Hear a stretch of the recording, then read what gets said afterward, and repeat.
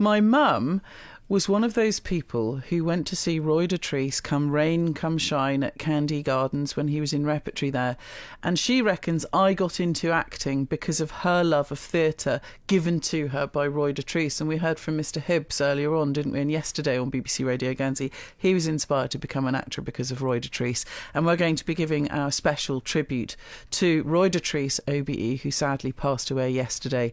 And that's a return to an interview I did before you joined BBC Guernsey, wasn't it? It was, yes. I heard a little bit of it yesterday because I was preparing that audio. I had to dig deep into our archives to get it out, but it's all there. There's two nice pieces of him talking about his time as an actor and his acting career, and then there's three fascinating bits of him talking about when he was in the forces and was captured and was a prisoner of war. So I myself am really looking forward to hearing those interviews after 12. Well, he was in love with his wife, the very beautiful Kay Newman, and Mum went to see them, as I said, in repertory here and at Candy Gardens, but also at the Little Theatre before it burnt down. And when I told my mum the news, we heard it here first, and I just gave her a ring. I didn't want her to hear it because she felt very close to Roy, and we became friends with the family. And I said that he'd sadly passed away, and she said, well, it is very sad, but at least he's going to be back with his beautiful wife Kay. And the family was so wonderful. Whenever Roy came to Guernsey, they'd always give us a call here at BBC Radio Guernsey, and we'd arrange to meet him, usually at the Duke of Richmond where he stayed. And I passed many a wonderful hour just sitting like a child with a comfort blanket, listening to his stories about how he joined the forces early, lied about his age and some of the adventures he got up to. And I remember him saying that he was in The Great Escape, and I thought, I cast my mind back and I was racking my brains, and I thought, he wasn't in the film. Maybe he's lost it a bit, man. He wasn't in the film, but he was in the actual event on which The Great Escape was based. That was him. It was actually him. And there is, I've told this story before, but you will hear him later on tell the most astounding coincidence I have ever heard in my radio career, and it still sends shivers down my spine, so that's still to come later on. This is BBC Radio Guernsey. It is incredibly sad news, the news we heard yesterday of the passing of one of Guernsey's most famous sons, Roy Dotrice, OBE, and I messaged one of his daughters, Yvette, yesterday, and she said it's incredibly sad, but as Daddy would say, a la Pashoin, and that brought tears to my eyes. And I know Roy, well, she's also posted this morning to say that she still can't believe he's gone, and that he was a person who lived every day like Christmas Day. And I thought, yes, that sums up Roy so much. I don't think he'd want us to be sad today. I think he would want us to do exactly what we're doing and celebrate the life of an incredible man. He wasn't just one of the most perfect actors, an unsung actor, actually. You'll hear later on that he worked with the best of them, Olivier, Wanamaker and people like that. And in fact, when Dame Patricia Routledge came over and I interviewed her, she said she loved working with him. If you whenever I've spoken to an actor worth their salt, they've all said Roy was an actor of great note, and they loved working with him. The standard of his acting was immense, and I would like to celebrate today, without being too sad, if you wouldn't mind, by sharing your memories of Roy Dotrice. Now, I know there are lots of memories out there, and I think the family might be listening today, so if we could just give them your memories of Roy Dotrice, OBE, I think they would be delighted, and it might help them a little bit in their grief. We've got Jenny on the line. Good morning, Jenny. Good morning. When I was 12 years old, the Roy Dotrice Theatre Company came over to Guernsey. And my father at Forest Roads Garage was the owner, had a fleet of 600 Fiat hire cars that the roof went right the way back. And Roy came up, met my father, and they got on incredibly well, two big personalities. And Dad said, well, do you and your theatre stars want to hire these cars for the whole season at a special price? So they did a deal. I don't know what it was, but they did a deal, and they all had Fiat 600 cream little cars to go around the island, and their children, of course, loved it, and they were always on the beach. Now, Dad got very friendly with Roy and invited them home every Wednesday 6 o'clock for tea, and we had a salad, and the thrill for us children, I had 3 young brothers, was that Dad would go to Maisel and Nuri and buy everybody a fancy cake, and we never had fancy cakes. Now, just remind us, Jenny, where Maison Le Nury was. In the arcade, opposite Marks and Spencer's now, in the arcade. Okay. And they had the most exorbitant cakes. And Roy and his wife and daughter, Michelle, she was younger than me, they lived in a little flat up Victoria Road. That's right. And Dad was very sorry for them in their little flat, so invited them every week for tea. Because we had a big house and a big garden, and I used to play with Michelle. And Michelle used to sit by me in the theatre in the front row every Wednesday. Oh, my word. I was allowed to take my best friend. Now, Kay, Roy's wife, was lovely, very, very slim, long blonde hair. And all she would eat for tea was a banana. She never ate anything other than a banana. And bear in mind, it was the height of summer. And she used to come in like the Queen in a mosh squash fur coat. It was quite funny, really. I thought it was funny. Oh, fantastic. Well, she was very glamorous, yes, according to my mum. Very. And they loved each other to bits. Yeah. They were a lovely couple and a super family. So I played with Michelle all the time they were in Guernsey. What a lovely story, Jenny. And they were a really close family, weren't they? Very loving, very nice. But when they came home, there was no acting about, you know. It was just family chats and laughs, and Dad would play the accordion and we'd all sing, or Dad would play the organ, and Roy absolutely loved it at our house. And when his daughter Yvette commented this morning, she said, gone is a man who lived every day like Christmas Day. He had such a sparkle in his eye, didn't he? He was very like my dad. He was very big and maybe a bit bossy, but a very strong character, if you know what I mean, in the nicest possible way. Well, my mum They got on so well. Mum's still got all the cuttings. In fact, Roy was amazed, and we sent the cuttings away to the fan club because Mum's got so many cuttings from the old days, including, I think, one of the girls being born for the first time. Yes. And she showed this to Roy. He was amazed, and he said, "Oh, look, there's my baby," because I think one of his daughters went on stage with him as a baby for the first time. And Mum is very keen for me to say, Jenny, that apparently he was in the Guinness Book of World Records, not only for the number of voices he recorded, but also for the longest time any actors spent on stage. And I think he even had to have a wee in the middle of a performance because he was on stage for the whole of the interval, the whole stage. Was that Ebenezer LePage? Probably. I'm not sure. Somebody can let me know. Yes, I don't know about that.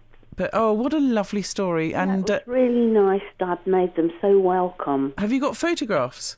Do you know, I haven't. I mean, I was 11 or 12, and Dad had like a little box brownie camera. He didn't have many photographs in those days, at all. Well, I tell you what, I'll see if we can have one of our family ones copied from Mum's clipping box, and we'll get one to you. Oh, how nice. Can you leave your number with Darren? Yes. All right, my love. Lovely. I'll see what I can do. Loved Roy and the family. Yeah, I keep talking about him as one of Guernsey's most famous sons, and we were so proud of him, weren't we? We were, but I don't know if I loved him because we had cream cakes when he came, and he used to say in a funny voice, "Boss the cakes." It was not pass, it was boss the cakes. And of course my brothers and I faces would light up because we could have a big cake. Well, stay tuned, Jenny, because I think lots of people are going to phone in with their memories of Roy Dotrice. Okay. And make sure you're listening from noon. And I'd love a photo, really would. Well, I'll see what we can do. And from noon on today's programme, we're going to listen back to the last interview he ever gave to anyone in Guernsey, I think. Oh, lovely. Thank you, Jenny. I'll be crying in a minute. Well, me too. I'll have to get a box of tissues handy. OK, thank you very much, Thanks Jen. for taking part, my darling. And thanks to Pam for calling as well. She says, you keep saying, Jenny, that Roy Dotrice performed at Candy Gardens. But, says Pam, I used to go and see him all the time at Central Hall. Well, I'm sure my mum can confirm that, but I know my mum did go to Candy Gardens. I think, was there a marquee there? Maybe she can call in and let us know. Thanks for that, Pam. Keep calling with your memories of Roy Dotrice. Perhaps you met him. Perhaps you saw him on stage when he was in repertory here. Perhaps you were a friend of his. I would love to hear from, I think it's Nello's wife. Delia, is it? Della, sorry. I think, Della, you were his cousin, weren't you? So if you're listening, give us a call on 200 373. Today we're celebrating the incredible life of one of Guernsey's most famous sons, Mr. Roy Dotrice, who sadly passed away yesterday in London, aged 94, surrounded by his loving and adoring family. Stay tuned, we'll be paying tribute to him later on, but call now with your memories of Roy Dotrice on 200 373. Madness on BBC Radio Guernsey. I'm Jay Katie. It's 6.5 minutes to 10. We're asking you to call now with your memories of the late and great Roy Dotrice. His obituary is in all the national papers today, and many, including The Guardian, are describing him as one of the finest actors of his generation. We've got Mike on the line. Good morning, Mike. Jenny, Michael, hello, how are you? I'm very well, thank you. If a little sad, just when I just told Darren that all the national papers were featuring Roy, and just had to stifle a few tears in the studio. It's sad, but Roy did have a twinkle. He wouldn't want us to be sad, would he? No, of course, I never knew him, but you were talking about his monologue. And no, it wasn't Ebenezer Le Page. It was John Aubrey's Brief Life. Oh, that's right. Yes. But, I mean, they all came out of the same pot, just gossips. John Aubrey was a 17th century writer, and Roy Dotrice he was on the stage for, it must be a good 2.5 hours. And I don't know how much of the play was scripted. I suppose it all was, but it didn't seem like it. And he just stood there, and he gossiped, and he gossiped, and he gossiped. And yes, indeed, he did spend a penny in a bottle, as and when the need took it. He went behind a screen and carried on nattering away and came back out again. And yes, during the interval, he just sat in a chair and had a snooze. Unbelievable. So you saw it yourself? I did. I saw it in London, but I saw it also in York when it was touring. And this must be 40-odd years ago. It was well before we came to Guernsey. We've been here for 40-something years. Yeah, I think there's something on the BBC website. I think it was the 20th of July, 1971. Sounds right. Yeah. I didn't go to the first night, but it would be around that time. And what was his stagecraft like? Because some of the national papers are describing him as one of the greatest actors of his generation, and some of the younger ones in the office have never heard of him, but he really was up there with some of the greats. He just wasn't as well known. No, and on the basis that, as I say, I don't know whether it was scripted or not. Clearly it was, and that is just evidence of how wonderful his acting was, because it didn't appear to be scripted. Now, a good actor makes it just seem natural, and so natural it was. He was quite incredible. Thank you very much indeed, and do stay tuned for that tribute to him. We're going to play back the extraordinary time I had with him when he last came over in 2015. So I hope you enjoy that, Mike. Thank you very much indeed. Nice to talk to you, Mike. Take care. Bye for now. A very good morning if you've just joined us. Why on earth are you late? You've missed half an hour of fun already. And we've also had half an hour of reminiscences. We're asking you to call in now with your memories of Roy Dotrice, who sadly passed away in London yesterday, aged 94. His obituary is in all the national papers today, and Guernsey should be so proud of him. He's being described as one of the greatest actors of his generation. So call with your memories of Roy Dotrice on 200 373 and let's celebrate the life of an incredible man. Coming up in just a few minutes. This is BBC Radio Guernsey, and now my own tribute to the actor Roy Dotrice OBE, who sadly passed away yesterday, aged 94. I think it's fair to say that Roy Dotrice is perhaps one of Guernsey's most famous sons. If you're a younger listener, you may know him as one of the voice of the audiobook of Game of Thrones, for which he earned one of his 2 Guinness World Records for the highest number of character voices by a single actor. 224 to be precise. If you're of a certain vintage, you may remember him as a young actor with the Denville Players, who performed at Candy at Central Hall. There he met his beloved wife and fellow actor Kay Newman. Their 2 eldest daughters were both born in Guernsey at Amherst Maternity Hospital. Michelle famously played Betty in Some Mothers Do Have 'Em, and Karen went on to become a Disney legend as Jane Banks in Mary Poppins. Their youngest child, Yvette, also became an actress, but left the business to pursue other things and to bring up her family. Roy Dotrice played many lead roles for the Royal Shakespeare Company, and he appeared in some of the best-known and most loved films, both here in Britain and in Hollywood. He won a Tony, he was nominated for an Oscar, and he worked with some of the acting industry's greatest on both sides of the Atlantic. In fact, in the obituaries in all the national papers today, they're calling him one of the greatest actors of his generation, quite right too. To put it simply, Roy Dotrice is an island legend. When he last came to Guernsey in May of 2015, I went to the Duke of Richmond to talk to the great man in person. We started our chat by talking about his time with the Royal Shakespeare Company, when he famously introduced a new game of baseball into a former cricketing stronghold. I know this was very close to his heart. I asked him to tell us about his rather well-known teammates. Oh, we had a great team. On first base, we had Paul Robeson, the black actor who was playing Othello. Second base was another American who was playing Iago, Sam Wanamaker. Third base was our Coriolanus, which was Sir Laurence Olivier. Peter O'Toole, who was playing Shylock, was my shortstop. Albert Finney used to catch for me. And Charles Lawton, who was playing Lear, was plate umpire. And when Charles said, "Strike 3, you're out," you didn't argue. You weren't going to argue with Captain Bligh.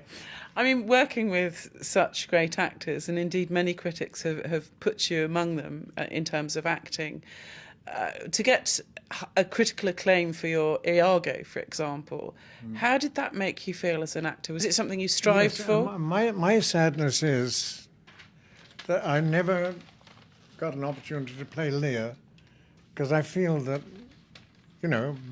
being an old man myself now, and I've been in a lot of Lears. I was, as I said before, in Charles Lawton's Lear. And I think that there is quite a lot I could give to that part, but now I don't think I'd be capable of learning it. That is the dreadful thing about getting old. You can't learn as quickly as you could when you were 20 or 25, And so I don't think I'll ever get round to playing Lear now, although I'm the right age for it.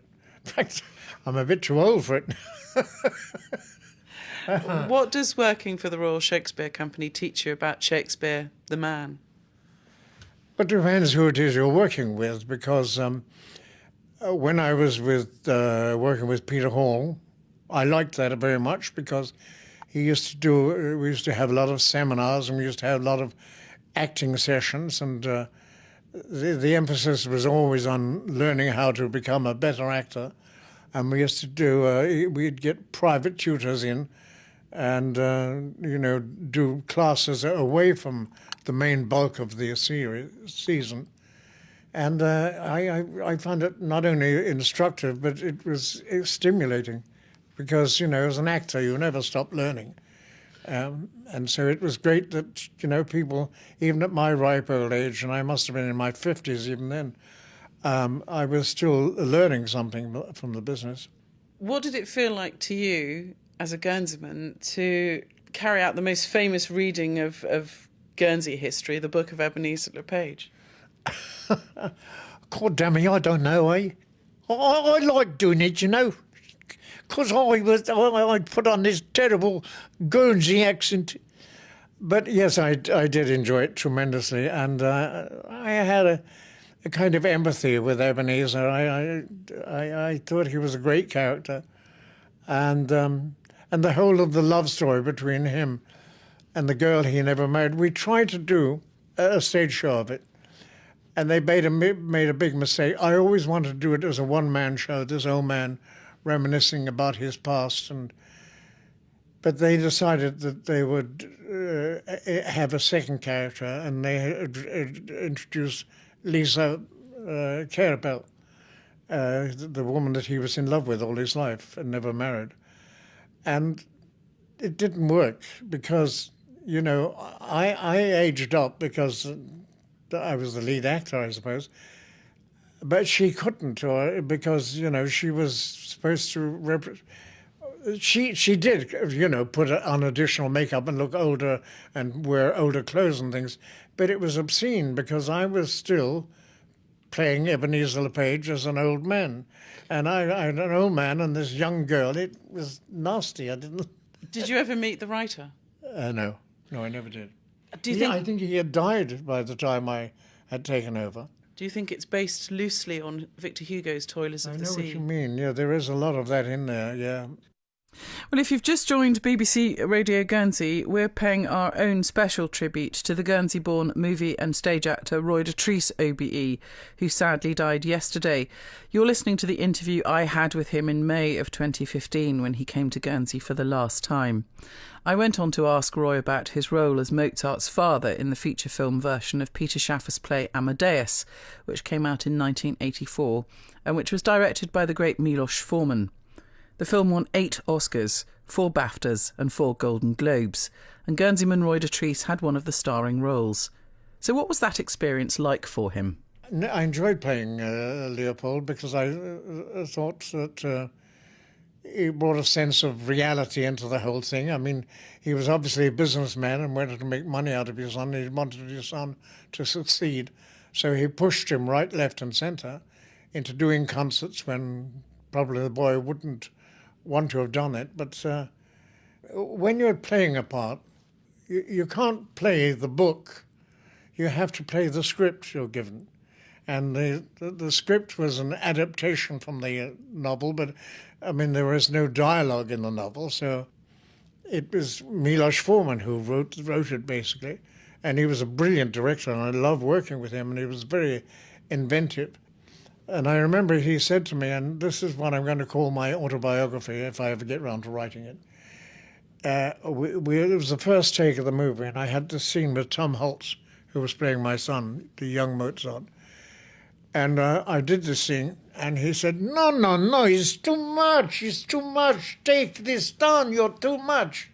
So I thought, well, that's the last time everybody says this to me on this set, because it was obviously saying I was a bit of a ham and over the top, So the next take I took it right down. And they stopped it again and said, no, now you're acting that you're not acting. And that was a wonderful note. That's exactly what I was doing. I was acting that I was not acting. And that's what I'm going to call my biography if I ever get round to writing it. How did it feel when you were awarded a Tony for A Moon for the Misbegotten? That was wonderful, because I'd been nominated a couple of years before that, and I thought I was going to win it then, and I didn't. I mean, I've seen you on YouTube collecting it, and you're in an American theatre. That's right. With thousands of people in the audience. It's one of the big houses, and it must have been the most incredible moment for you. It was. It was a very... that's a moment I shall never forget, and I had my beloved Kay with me, and she was overjoyed. I don't know. I have been very worried since about the speech I made, because I spent most of the speech thanking Kay for being so supportive over the years. And I didn't do what everybody does, thank the director, thank your fellow actors, thank this, thank the team man, and everything. I didn't do any of that. I just thanked Kay and thanked the people who had nominated me. But isn't that almost a reverse of what most people do, given that one of your daughters is a Disney legend, your wife was an actress.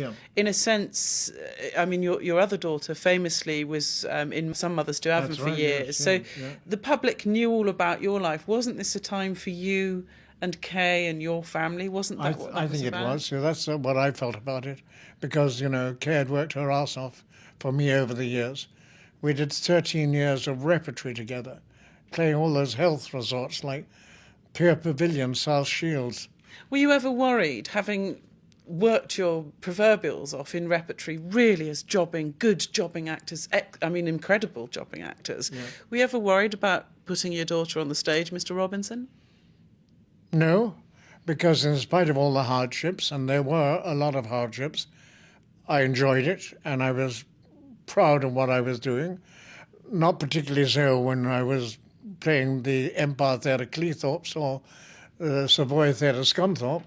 But, you know, eventually when I got on and got into the Royal Shakespeare Company, that wealth of experience I'd had playing a leading role every week, and it didn't matter. I remember I did a season in Dewsbury when it was only a 6-week season, and I was so different in every part of those 6 parts I played during the 6 weeks, no one ever recognised me. Well, you've actually got yourself into the Guinness Book of Records in 2004 for the highest number of character voices by a single actor for the first audiobook in the series A Game of Thrones, in which you voiced 224 characters.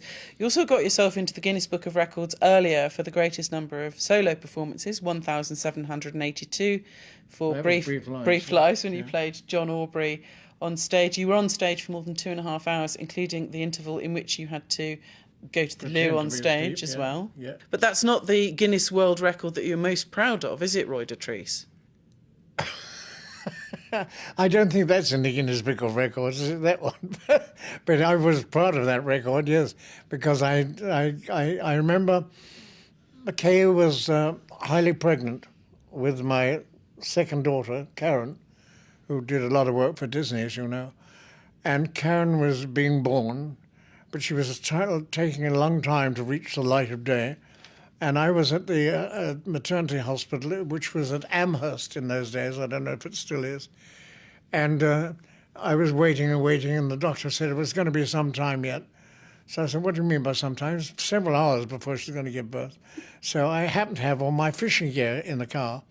And so I went down to, and it was a wet and wild and windy day, I went down to Rockane, and there was a sort of little jetty jutting out there, and the waves were bashing in. And I thought, well, it's pointless. But I had a piece of mackerel, which I put on this hook and cast out. And before I knew it, I had a bite, and a big bite, and I had a hell of a job reeling this thing in. And I got a record bass for it was the record for the Channel Lines at that point. I think it weighed something like 14.5 pounds. And I went dashing back to the hospital to tell Kay, and she came to the window. I threw stones up at the window, and she came out. She said, it's a little girl, 6 pounds, 14 ounces. I said, it's a record bass, 20. She never forgave me for that. Of all the people you've worked with, when have you been most starstruck? I think being starstruck, I don't know if I would be today, but I was always very impressed with working with Olivier, and particularly when we did Coriolanus, because although I was playing a minor role, there was a big rock on stage which went up to about 14, 16 feet, and the climax of the play was when he dived from this rock down at Ophidius down below him, 14 feet below him, and tried to throttle him, and he was knifed. And my job was I had to, as Olivier dived forward, I had to dive forward at the same time and grab his ankles and hold him upside down. And it was murder. I mean, because every night we had this set by Boris Aronson, and it was very sort of like rough concrete. So when I grabbed it, the weight of his body used to drag me forward about 3 feet, right to the edge of this precipice. And it took all the skin off my legs, or off my knees. And this happened every night, so they never had a chance to heal. And I would put sheepskin bandages and things on, but it didn't stop at the force of his weight and me diving forward. Just ripped those straight off and ripped all the flesh off each night. So I had a pair of bleeding knees for the whole season. What's your proudest moment on stage or in theatre as an actor? One of them, anyway, was when I was doing Johnny Belinda. And my daughter, Michelle, played the lead. She played Johnny Belinda, and she was 2 weeks old. Because Johnny Belinda is not the lead character, it's the name of the baby in the play. So in those days we had this ritual that as soon as you could, if you're a theatre person, your offspring should be blooded and brought on stage. And so that's what I did with her. She was 2 weeks old, I think, Michelle, just out of maternity hospital. And she was brought on and she played Johnny Belinda in Johnny Belinda, aged 2 weeks. I mean, Kay must have been the most supportive wife. Oh, she was. Do you She think was wonderful, yeah. everybody meets a soulmate like that in life, or do you think you were lucky? I think I was lucky. I think that I've seen so many divorces, even amongst friends that I thought were going to be together for life. You don't know. You just don't know. So when you meet someone who's your soulmate, and it wasn't a bed of roses always with Kay and I. We squabbled, we fought, and on all those things, but we always made up, and we loved each other.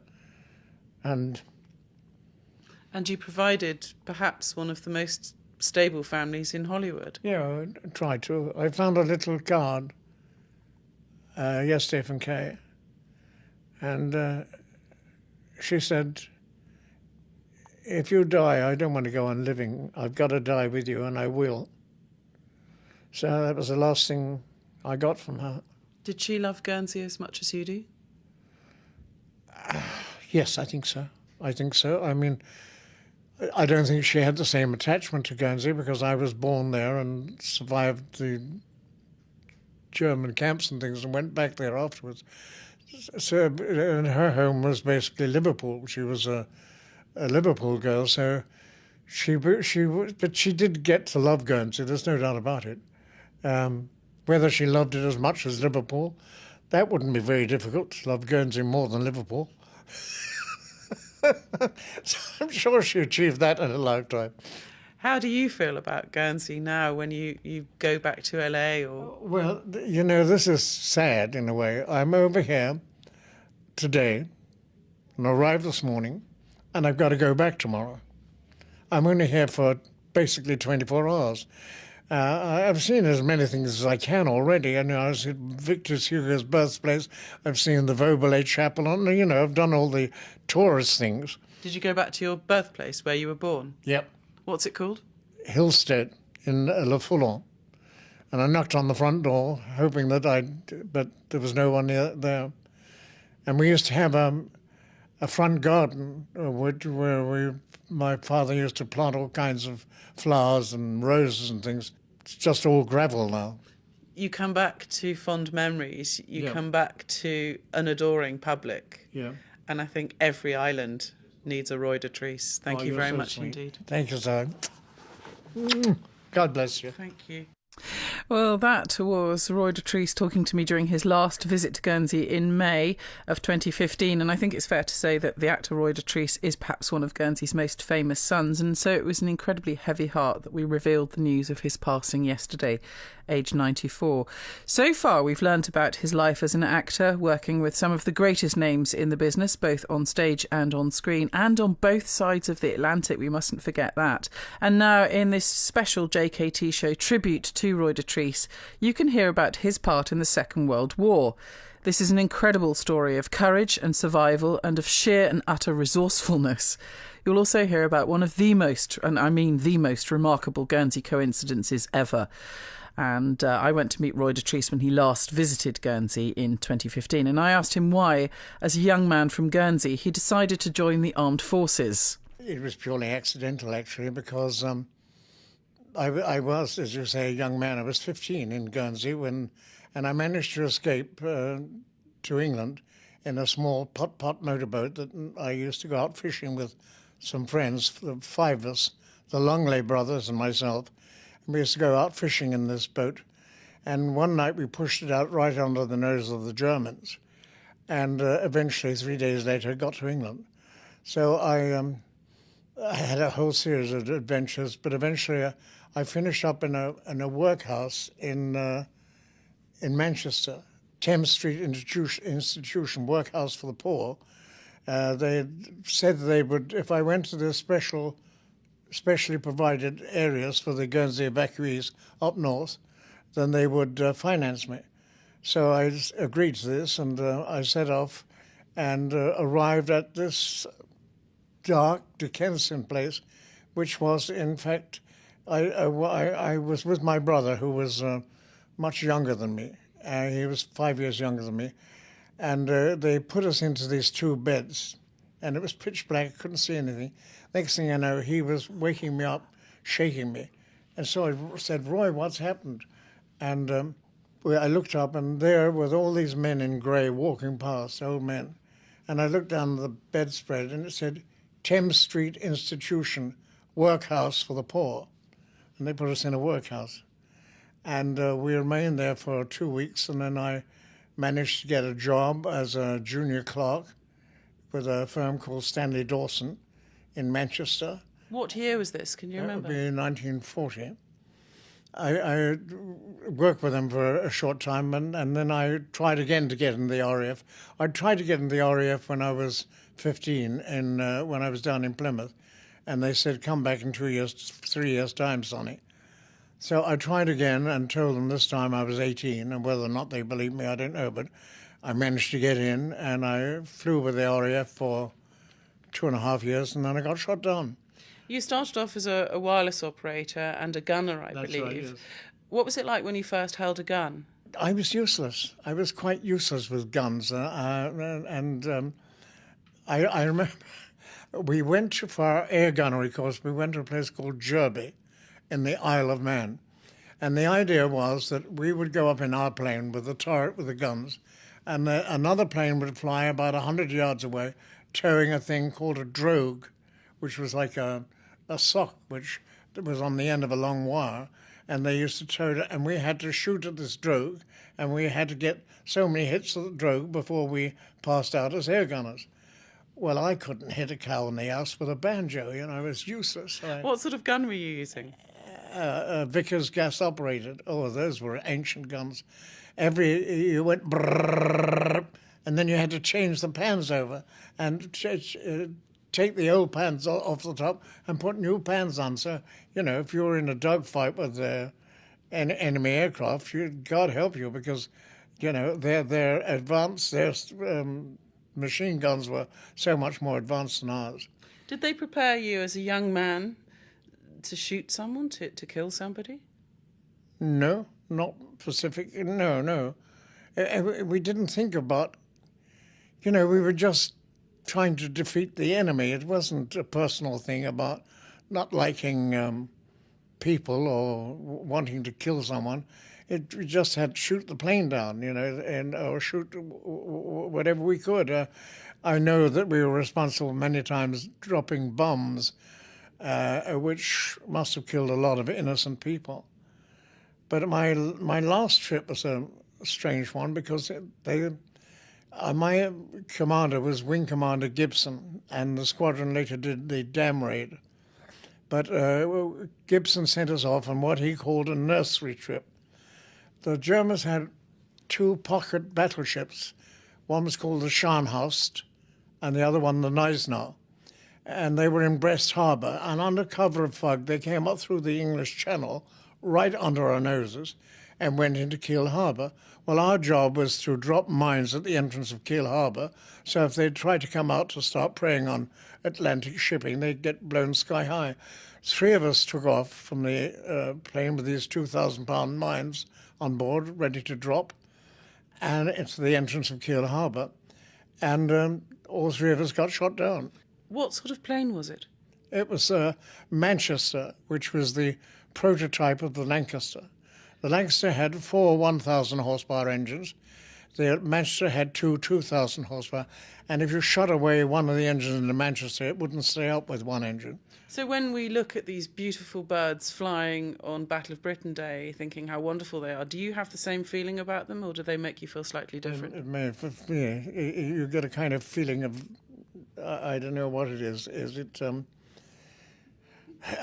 feeling of nausea in a way, because the whole smell of those aircraft and the way because a lot of them were made of canvas. They weren't metal planes in those days, and they were so fragile. I'm amazed that any of us got back from operations. Can you remember being shot down? We were flying very low, and we went over a little island. We had to fly at 50 feet, right the way across. That was our maximum. And we had to drop these bombs at the entrance of Kiel Harbour. And anyway, we were flying along, and we went over an island in one of the Frisian group, and the ack guns below opened fire and blew out our starboard engine. And we knew we were going to keep up, so we plunged into the sea. And it was my first trip on a Lancaster, Manchester. I'd never travelled on a Manchester before, and so I didn't know where anything was. So I jumped out of my turret, because the plane was obviously sinking, and I was up to my neck in water, and I didn't know where anyone else is. So I worked my way through to what was the wireless operator's cabin, and he'd long since left, as did the pilot and the rear gunner and everybody.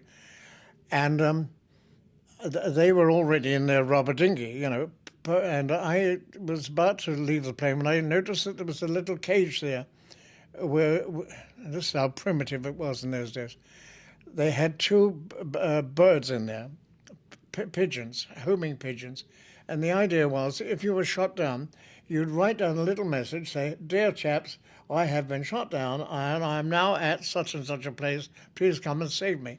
And you put that on the pigeon's foot, and it was supposed to fly back to headquarters and let them know. That's how primitive it was. Well, one of the birds was already drowned and the other one was half so. So I took this bird with me and eventually got in the dinghy with the other chaps, all shouting, "Come on, for God's sake." And I got in just before the plane sank. And I had my bird, my pigeon with me. And I was in this rubber dinghy for nearly 3 days. And during that time, I got very friendly with this bird. I was giving him bits of hardtack biscuits and things. And he was a nice little bird, really, for a pigeon. And then eventually we landed. And we picked ourselves very carefully off the beach because we knew very well that the beaches in England were mined, and probably the same thing happened. We had no idea where we were. So anyway, I got this pigeon, and we wrote this message on his back saying where we thought we were, which was nowhere near where we were. I shooed this bird off, and he went round and circled and came and landed on my shoulder. And I said, "No, look, go back to England. You've got a message there."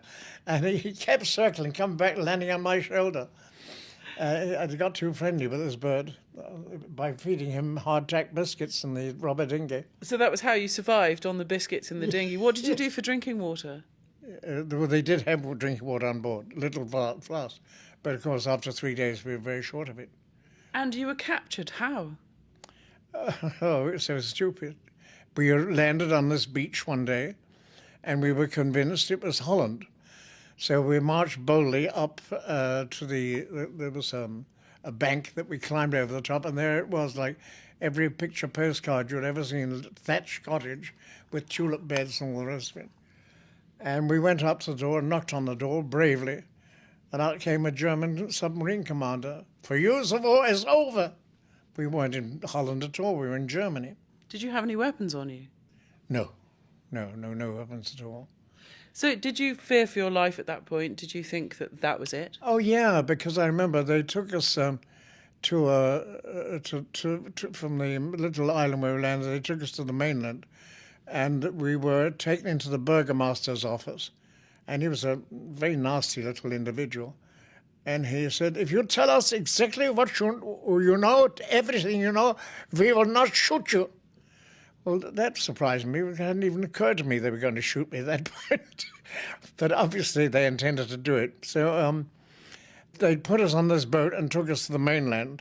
And they retrieved our rubber dinghy. And so they put it up in the bow of the boat, and all the crew were made to sit in it whilst the Germans gloated over it, and all the villagers turned out. And it was not a pleasant experience. They don't make them like that anymore, do they? A warm welcome to BBC Radio Guernsey. If you've just joined us, you're listening to the JKT Show special tribute to Roy Dotrice, OBE. We've been hearing the remarkable tale of this Guernsey-born actor and about his time flying in Manchesters when he was shot down and captured by the Germans. When Roy Dotrice first joined the RAF, Little did he know that he was to spend most of the war in a prisoner of war camp, nor did he realise at the time that his time as a prisoner would lead to a lifelong love of acting and to his playing the many lead roles on stage and screen that we've already heard about. Here's what happened next. When we arrived on the mainland, we were taken to a camp, an Air Force camp, a Luftwaffe camp. That was a bit frightening because, you know, we were dressed in English uniform and all these Germans were there fighting to save their lives and save their country, I suppose. So they were rather menacing in their approach to us. So we were taken through the streets, I remember, to what was the equivalent of their NAFI, the restaurant or canteen they have for servicemen. And I remember going through the streets because one of our guys, some Englishman, was hanging from a lamppost. They'd caught him and hanged him. So we weren't very optimistic about our future. We were taken from there to a place called Dulagluft, and we're near Frankfurt under Main, because that was the interrogation camp where you spent a week to 10 days, and they would interrogate you and get all the information they could out of you during that time. Was that frightening? It was a bit, you know, because you weren't allowed to give them any information. You gave them your name, rank and number, and that was all you were allowed to give them. I mean, famously in films, and we might come on to the heroes of Telemark in a moment because it seems quite apt, but famously you're given a little cyanide pill to swallow. Was that true? Did that happen? I'd never had that. No, I never did. They may have done, but I certainly didn't have one. You're stuck in this room, and first of all, it becomes unbearably hot, and you're sweating like a pig, and they take your uniform and everything away from you, because in the uniform, for instance, in the buttons, you used to unscrew the buttons, there was a compass. And inside the flying boots, between the lining and the leather outside, there were escape maps and everything. So we were quite well equipped. But the point is that was all taken away from us, and there we were, stuck in these rooms where we were questioned by various people, interrogated. And they had this trick of the rooms were, they could be freezing cold one minute with a refrigeration plant, and the next minute they'd be boiling hot. So within a matter of minutes, you developed the most awful cold, you know, and you felt dreadful. And then they would start on you, and a bloke would come in an RAF uniform and say, "I say, chaps, you know, rough deal. Well, you've been shot down like that. I'm terribly sorry, old chap. Well, never mind, just fill in this form. We'll have you back in England in less than no time." So you give a name, rank, number. Then he wants to know target, bum load, and you say, "No, I'm sorry, I can't answer that." "Oh, come on, dear chap, you know, I hate Germans as much as you do, but you've got to have the information, otherwise, you know, your parents back in England might be years before they find out you're still alive." That's one guy. And then you get another guy from dressed in a Red Cross uniform who comes in and says, "I'm nothing at all to do with the Germans, but, you know, I'm from the Red Cross, and I'm sure you'll be worried about your parents thinking that you're dead or shot down. So just fill in this form," and, you know, and all this interrogation stuff goes on for weeks. Were these English people... They were English, but they were German. Working for Germans? Yeah. Or better actors than you became? Yes, or they may have been Germans with very good English accents. But whatever they were, they had tremendous knowledge, because they would. He said, "I just want you to look at this book, my dear chap." And he'd open this book, and there were all the photographs of the various squadrons lined up in front of the aeroplanes. And they were such brilliant psychologists, these people, that although you flicked out the page, they could tell which was your squadron by the way you were looking. I went into the shower one day, and suddenly another man came in, and he didn't have any legs, and he was wading, pushing himself to the centre of the floor, and I realised it was Wing Commander Bader, the fighter pilot, who was shot down about the same time as me, and happened to be in the same camp. And did you get to know Douglas Bader? No, he wasn't the sort of man you got to know. He was very much aware of his position. I remember he thought it was a wizard prank. He pinched a German guard's hat, and hid it. And the Germans were so incensed, they closed the theatre that we had, where we used to try and entertain ourselves. They took all our sports equipment away and put a curfew on it.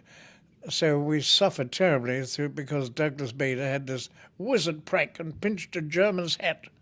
Not that made much difference to the war effort, but it did make a great deal of difference to our comfort. These war experiences are quite incredible. It is the stuff of films. Did you bring some of that sense memory, if you like, as an actor to films like the Heroes of Telemark? Yes, as much as I could, but I mean the parts weren't good enough for me to explore it to any great extent. I haven't. You can use those kind of experiences in many ways, and not necessarily when you're in the services or pretending to be an airman, but just the mere fright of not knowing whether you're going to be alive the following day is sufficient, and it's a good experience to go through. Did you talk about this experience to Kirk Douglas and Richard Harris at the time? No, I didn't. Kirk wasn't the sort of bloke that you could talk to about that. Richard was pissed out of his mind most of the time. He was supposed to be in makeup at 7 o'clock in the morning, and they were filming on the side of a mountain in Norway, freezing cold. And Richard would arrive around about 9:15, go to the hotel, order breakfast, have a breakfast, and the fellow, the second assistant, kept saying, Richard, Mr. Harris, they're waiting for you on the side of the mountain. They've been for over 2 hours. Yeah, all right. Well, just a minute, I've got to have my hair washed. Then he'd go and have his hair washed. And he'd arrive on the mountain around about 11 o'clock in the morning. They'd all been there freezing to death since 7 o'clock waiting for him. And he had such power as an actor in those days. And the director, Anthony Mann, said to him, Mr. Harris, you are late. He said, don't you talk to me like that. No, all right, Richard, somebody get Richard a drink, when film stars can behave abominably. Who's the most diva-esque film star you've ever worked with? I suppose, in a way, Charles Laughton. I worked with him when he did King Lear and also in Midsummer Night's Dream, and he was so egotistical. It's not true. He was a brilliant actor, and I loved watching him and working with him, but he could be a bit of a prima donna because he knew of his power. We'll go on to some of the other people you've worked with in film and on stage later on, but going back to the war, just explain to people how theatre came into your life at that prisoner of war camp. Well, it happened because I was at Stanislav 3, which is where we did the wooden horse escape. What do you mean by the wooden horse escape? Well, did you ever see the film? Yes. The Great Escape? Yes. Well, that's where we did. I was one of those I wasn't one of those that escaped. I was one of those who were appointed as lookout men to warn the diggers when the Germans were approaching, and that was important. I remember we were digging a tunnel, and this was another camp called Heidekrug, and we were digging this tunnel, and we got very near the warning fence. When the Germans did their usual trick, they got out a heavy steamroller, and they went round the perimeter of the track. So when it went over our tunnel, the tunnel collapsed. And we had men down there digging, so it was smothered into soil and suffocating. So my job was to create a diversion with the Germans whilst we dug our guys out. And I remember I was up there shouting Yarbu socks, or the army equivalent, to this German. And he got so annoyed, he grabbed hold of me and slammed me against the latrine wall, took out his revolver and was just about to shoot me. When luckily a fellow called Dixie Dean, who was our camp commandant, came along and persuaded him it was a bad idea, and very reluctantly he put his revolver away. That night I was playing the female lead, a character called Winnie Clogston, in a play called The Rotters by H.F. Maltby. And there I was with the false boobs and the silk stockings, high heels, and all that stuff.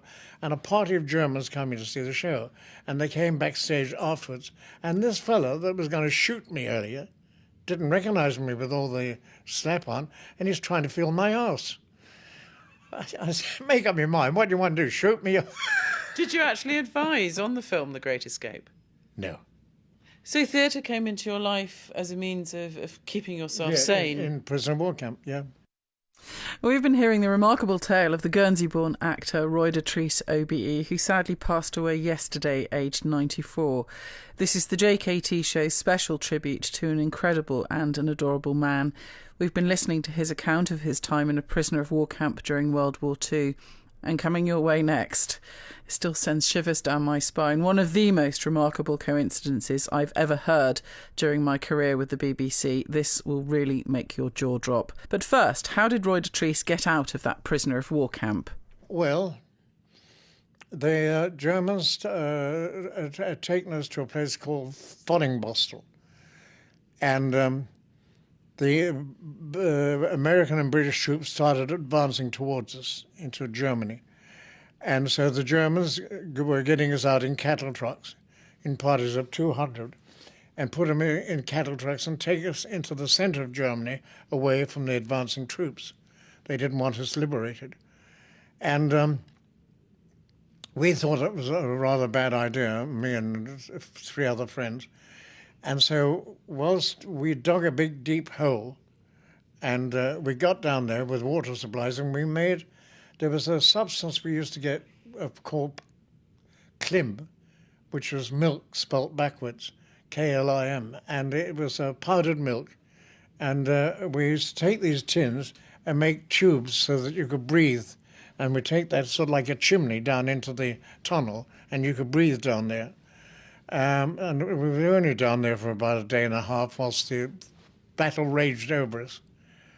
And that was funny because when the battle died down and we got out and we found we were then liberated, the Germans had gone.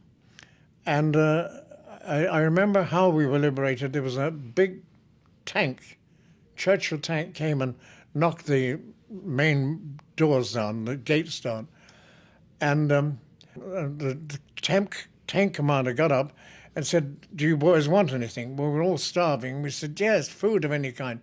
And he gave me, he went to look into the tank, and he came up with a tin of digestive biscuits. So I took those and was very grateful. The years go on, and I became an actor, and I was in repertory, and I did a lot of repertory all over the country. And eventually I finished up in Guernsey, in my own hometown.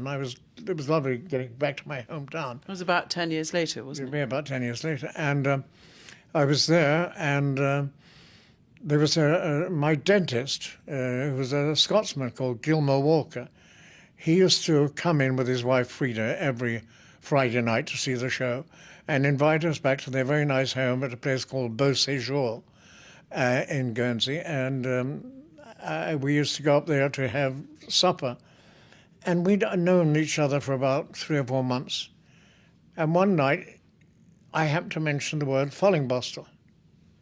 He said, "Fallingbostel? What do you know about Fallingbostel?" I said, "Well, I was in a prisoner of war camp there." He said, "How were you liberated?" I said, "Well, this big tank came and smashed the gate down." And he said, "The tank driver asked if anybody wanted anything, and you got a tin of biscuits." And it was the same guy who had liberated me. And he'd been my dentist, and I'd known him for about 3 or 4 years at that time. In Guernsey? Yeah. In Guernsey? In Guernsey, yeah. Yeah, he had a practice in Smith Street in Guernsey. What an incredible coincidence. Oh, wow, what a coincidence, yeah. Roy Dotrice, Yep. How do you feel ahead of the 70th anniversary of Guernsey's liberation? Well, I mean, the fact that we were ever occupied, something I've never understood quite. I don't know why we weren't liberated before then, because we were nearer to England than we were to France. And, I think that a group of commanders could have taken over the islands if they'd wanted to, just as the Germans did. And the Germans did it without any resistance from us. You know, we stupidly threw all our guns and everything into the sea. I had to hand in all our equipment and armaments of all kinds. I just, you know, it's all very well. I mean, there might have been mass murder and God knows how many people might have died in the process. But a lot of people died through starvation, which is a long, drawn-out death. And it was tough for those people that remained there. Do you feel resentment towards Churchill for almost, some people I would don't say... feel resentment for Churchill. I think Churchill did... I did a one-man show on Churchill, and with some success in America, including Broadway. And so I grew fond of Churchill in a way, and it was emphasised by my doctor at Stratford-on-Avon, and he told me a story about Churchill. That during the war, he was sent with a group of English soldiers to a place in Norway, in the Narvik area, to take over, try and take over Norway. They had orders that they mustn't give any information to the enemy if they got caught. They were having tremendous problems with the Sten gun, which was an automatic weapon, because at these very cold temperatures, the barrel of the gun used to freeze over and backfire on them. Mike Coigley, this doctor, he had a wonderful idea that if you place a condom over the end of the barrel, it prevented it freezing over. So they said, well, it's all right, you know, but he said these 6-7-inch things flapping around at the end of the barrel are useless. The barrel of the gun is that long. So they sent messages back to the War Office to asking if they could make 22-inch condoms to fit the length of the barrel. And final permission had to come from Churchill. And then Churchill agreed. That is, 22-inch condoms could be made, but on 2 conditions. First, they should be stamped British made, and secondly, they should be stamped medium size. What's your message to the Guernsey people? Because you are adored over here, ahead of the 70th anniversary. I just wish I got here more often. But, you know, I have so many memories of it because I had such good times here with the Denville Players and with my own rep company. And I have such wonderful memories of my kids growing up here.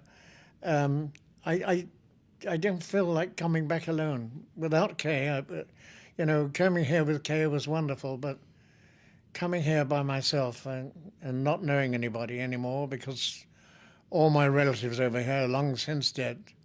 God, I'm 92 now, you know, and I've long outlived my expiration date. You're looking good on it. You're very sweet. Thank you, darling.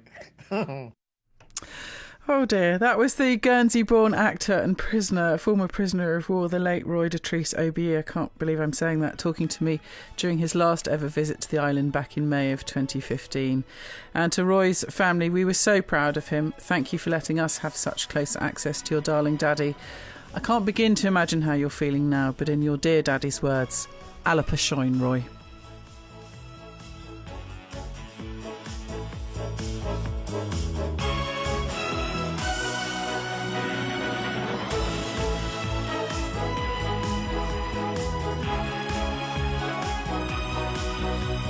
On FM, AM and online. Passionate about island life. BBC Radio Guernsey.